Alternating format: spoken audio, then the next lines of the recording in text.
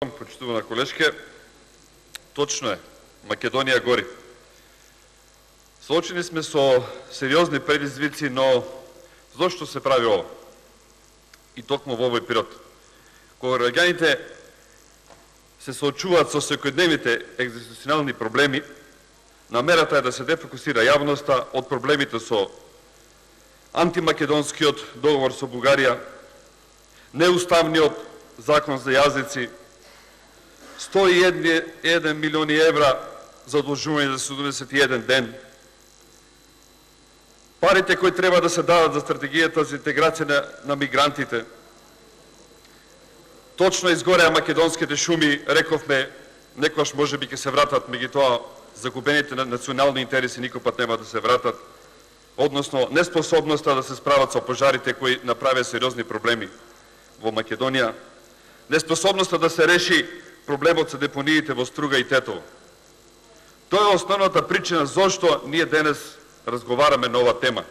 Впрочем, тема која е апсолвирана и многу јасно и на сите во Република Македонија, за некоја процедура која знаеме дека не е добра и согласно изборниот законник јасно и прецизно кажува дека во тој период не треба да се разрешуваат личности од раководни функции. Меѓутоа, за жал, уште еднаш ова влада и овој состав, ово мнозинство на парламентот го прави спротивното. И тука е недовербата и односот на граѓаните. Меѓутоа, тоа е со некои далекосужни последици кои долго време ќе ги трпат граѓаните. Во предизборниот период добивавме изјави од опозицијата и од Зоран Заев дека ќе работи честно, принципиелно, ќе даде нов живот на граѓаните.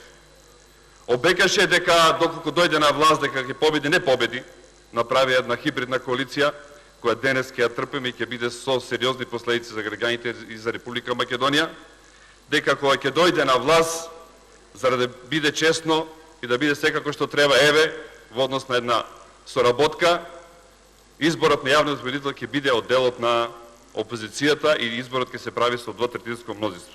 Меѓутоа, за жал, уште една голема лага на Социјалдемократскиот сојуз и нивниот лидер Зоран Заев.